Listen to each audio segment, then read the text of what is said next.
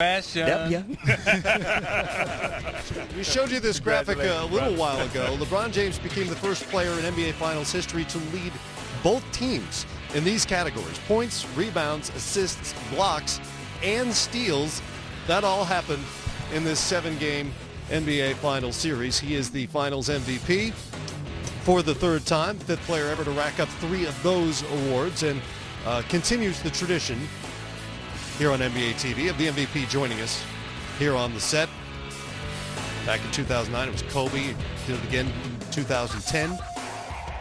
Dirk, of course, hanging out with the trophy. LeBron's been through this before, a couple of times, in fact. Kawhi Leonard 2 years ago. Last year, of course, Andre Iguodala. And take it live. Here he is, the MVP of the 2016 NBA Finals. And we saw the emotions immediately pouring out when the buzzer finally sounded. Can you explain what's going through your head at that point? Just everything. From being down 3-1 to, take it all the way back to when I decided to come back to say, listen, I want to bring a championship to the city. To Cleveland sports history, understanding the last 50-plus years, you think about, like, the Ernest Biner fumble in the late 80s to Elway going 99 yards. Think of the Jose Mesa, not being able to close in the bottom of the ninth in the World Series. You think about MJ hitting the shot, heard around the world over Craig Elo. Like, 07 getting swept by the Spurs myself last year, 4-2 versus the same team. You just think about all of that. And then you think of me personally, I think about all the doubters that I continue to have over my career. Even what I've been able to do in my career, I still have, the same people, the same doubters, and then lastly, just the Cleveland fans. I can't imagine what the hell they doing back home right now. We saw. I haven't seen it. Vince Cellini's in the stands. Vince Cellini's out. They're having some fun. I told our owner we might have to build another arena because they probably tore that one down. It's still up. Yeah, so all those emotions, man, they just came through my body. I couldn't hold it. Great scene. You know the narrative about the finals record when it comes to your history. In your mind, in terms of the big picture, your ultimate resume, how different is 3 and 4 versus 2 and 5? From a personal, I'm my biggest critic, and for me to be even part of the finals, and you're gonna look back on it, it's like, I lost 5 of them, or I lost 4 of them. It's like, I had more chances, so that would play with me. But as far as how everybody kind of categorized what I did in my career, I don't let that kind of bother me, because I know how true I am to the game. I know what I give to the game.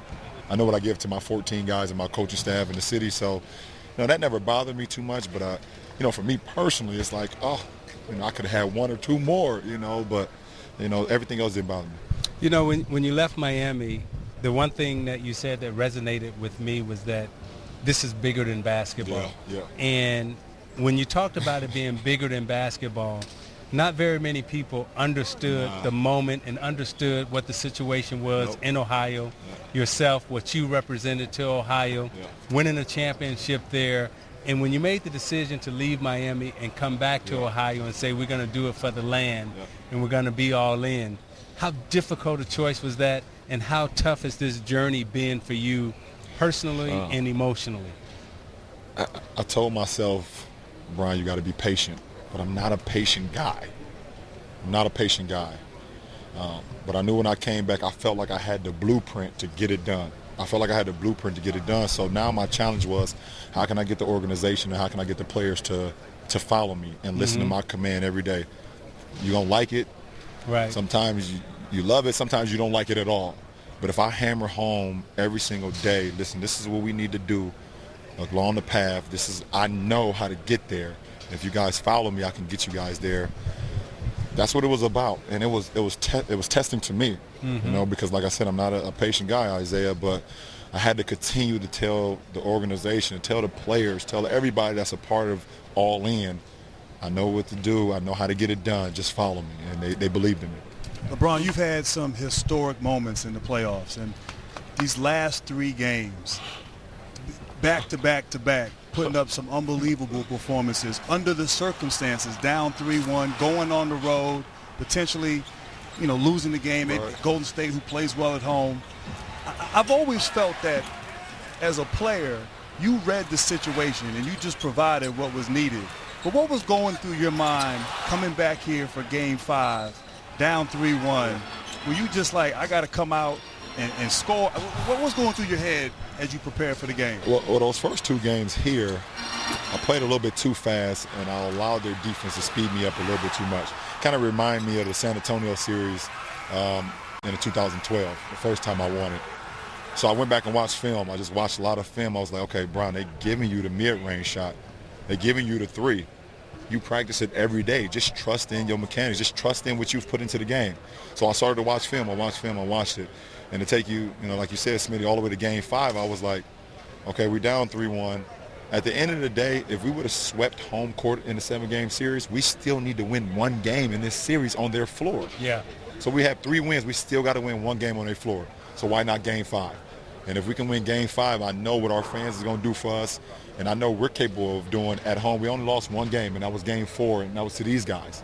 So I knew we was capable of doing. We just had to get 1. And I told those guys, listen, we got to fly back home anyways.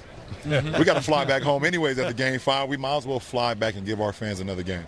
LeBron, you had phenomenal numbers last season in the finals this year. But then you got to have a coach that you have a connection.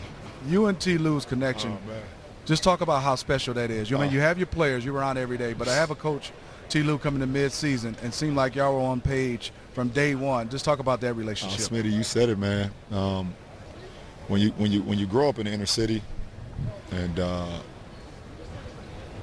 where you guys grew up, you always stacked against the numbers. You're always like, okay, he's going to be another statistic.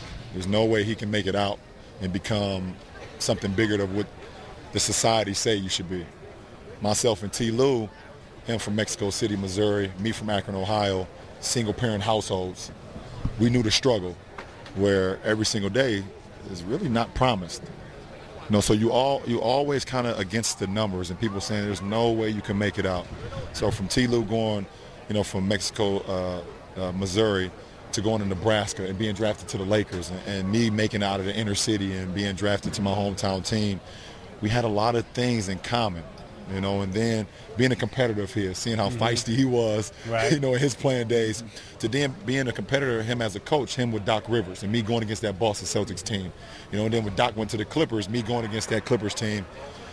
And when I saw that he was taking a deal in Cleveland, to be an assistant, that was like, when I decided to come back, I was like, I know that guy as an assistant, and I can trust that guy. And I can't. It's crazy to see how everything kind of plays out, to him being a head coach and me being the leader of the team, and just a mutual respect, man. Just a mutual respect, Smitty. I want to get your reaction to a couple of things here that I haven't seen, but I'm told we have tweets from Jim Brown. I didn't know Jim Brown tweeted. Until just I didn't even know he had a Twitter.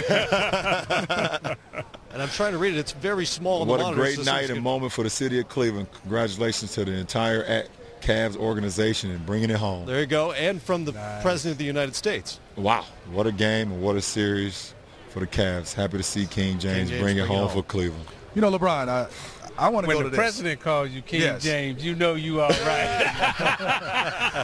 Mama did something well, I'll tell you. LeBron, I want to go to this. You hit some phenomenal shots, rebounds, passes, and Kyrie hit that shot. But we talked about that block. The block. Yeah. The block changed the series. What was going through your mind? You didn't give up on the play, because I thought you could have blocked it on the left side and the right side. Well, they broke out in transition, man, and we all know Iguodala in open floor. He's one of the best guys we have in our league. It was just like, I can't give up on this play. There's no way I can give up on this play. And well, were you playing the reverse also? I was playing both. I was playing both. Listen, I was ready for it. If he went to the reverse, I was ready for the left hand, and I was ready for the right hand too. And to be able to save a possession, that's what we've been talking about. Every possession matters. Every possession matters, and a huge play right there. Were you surprised at all they didn't try to take the ball out of your hands more often in the last couple of games? Well, I didn't shoot the ball particularly well in Game 7.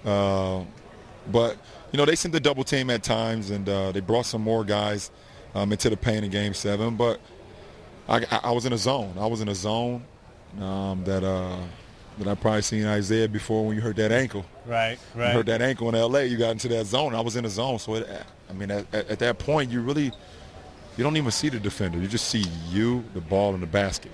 And it's a great feeling to be in. LeBron, you talk about being in the zone. We had D. Wade on before the game, and he said from playing with you during playoff time, you lock in like no one else he's ever seen or played with. And so just talk about your preparation for the playoffs, the whole journey through the playoffs, and obviously here in the finals. Well, I think the best thing about what I've done over the last few years, I've kind of gotten away from what everybody talk about.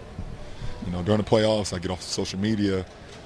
I don't watch sports talk radio. I don't watch all the things that be on TV. It's just like at the end of the day, the game is won in between these four lines. You can have all the talking. You can have everybody saying what's going to happen, but the game is won in between the four lines, and that's where I thrive at. That's where I bring to the table. When we get on these four lines, listen, everything is said, but let's get on this court and let's make it happen. So, that's where my focus, that's where my mentality just came from the last few years, and I know how much I put into the game. I know how much work, and then I just go out and play. So one more last thing. We talk about the greatest to ever play, and I know that is a goal of yours. And I look in that room right now. There's you, Michael Jordan, Kareem Abdul-Jabbar, Bill Russell, Wilt Chamberlain. Wow. What y'all talking about in that room? I mean, you five guys, to me, you're in the discussion of the greatest to ever do it. I don't know if there's a sixth, and if I'm missing one, somebody please correct me. But when I look in that room, it's you five guys. So what's the conversation like? What y'all talking about? I'm probably going to be the one that will be a loss for words. I'm telling you, because, everybody know me. They say how boisterous and my voice, so loud and powerful. But if I walk into that room and see those guys, it's like it just take me all the way back to a kid. It's like, man, I read about you guys. I either read about you guys or watched you guys. You guys inspired me. It's like you allowed me to come in here. Oh, you in there? I'm in there. Yeah, you in there.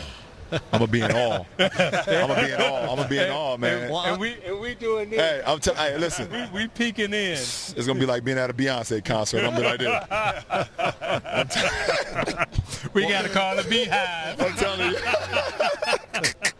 I don't know who's running that room, but there's no question about who the king of Cleveland is. 3-time NBA champion and 3-time Finals MVP. LeBron James, here on our set. Congratulations, man. Matt, Smitty, Grant, Isaiah, I appreciate you guys, man. And the young fellas over there. Yeah, I got my young boys over there too, man. Thank you so much, guys. Doing it like Jim Brown did back in 1964. 52 years later, Cleveland has another championship. There's the great Jim Brown, who was with us in Cleveland earlier in the series. And no longer is there a drought for a championship in Cleveland. Back with more after this.